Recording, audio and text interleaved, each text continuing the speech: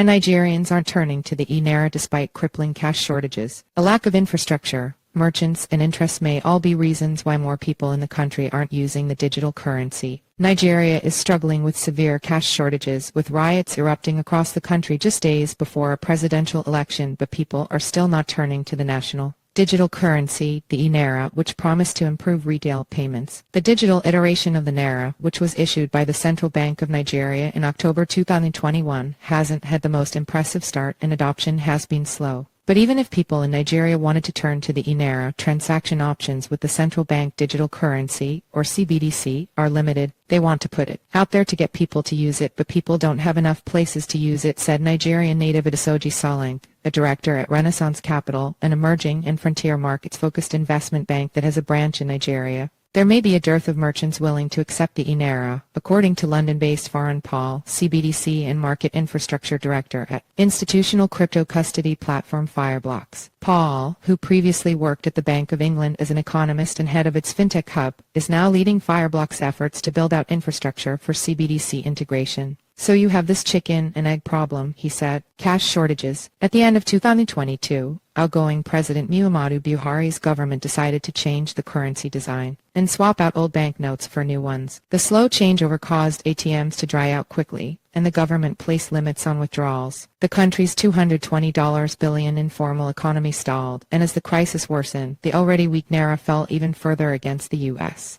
dollar on the local Forex black market. Nigeria's informal economy thrives on cash, and so cash shortages have left everyone from street vendors to bus drivers frustrated, Solanke added. While protests in Nigerian cities turned violent, citizens also took to Twitter to complain about not being able to access basic necessities like fuel or food without cash. A year after the launch of the eNaira, less than 0.5% of Nigerians were using it, Bloomberg reported. By last August, the eNaira was used to carry out transactions worth 4 billion naira, $9.03 million. Comparatively, in 2020, Nigerians conducted $26 billion worth of ATM transactions. Since then, the central bank has tried to push adoption. The Central Bank of Nigeria announced in December that it would limit cash withdrawals for individuals and corporate organizations to 100,000 naira $217.19 and 500,000 naira $1,085.97 respectively by January, and encouraged banks to turn customers to cash alternatives like the eNaira. Despite the central bank's efforts, people haven't turned to the eNaira as a solution during the current cash shortage because the necessary infrastructure wasn't in place to foster adoption, both Solanke and Paul said.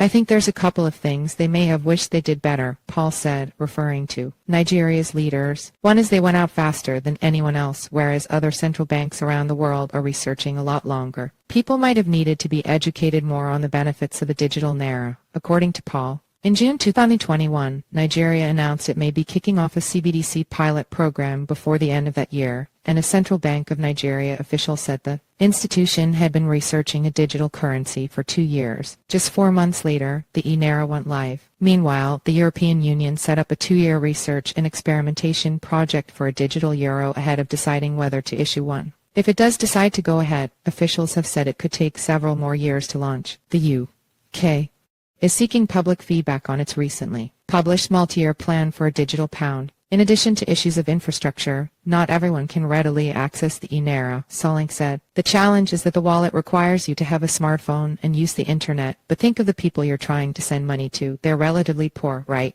Solanke said. So the cost of the smartphone, the cost of the internet, these are just some of the hindrances to get some of these things up and running. Estimates show the number of Nigerians with a smartphone may be anywhere between 25 and 40 million. Africa's most populous nation, Nigeria is home to more than 219 million, with nearly half over the age of 18 and old enough to have a phone. There have been some attempts at expanding infrastructure digital payments with the eNaira. In September 2022, popular African payments platform Flutterwave added the currency as a payment option for merchants. Earlier this week, Bloomberg reported that the central bank was on the lookout for new tech partners to build out a new system to support the eNaira. But Solanke said that there's a lot of work that needs to happen both at the customer end and also at the merchant end to really get it up and running, something Nigeria's next president will have to grapple with. Nigerians are set to vote for a new president on Saturday in what could be one of the most competitive elections the West African country has seen in recent years.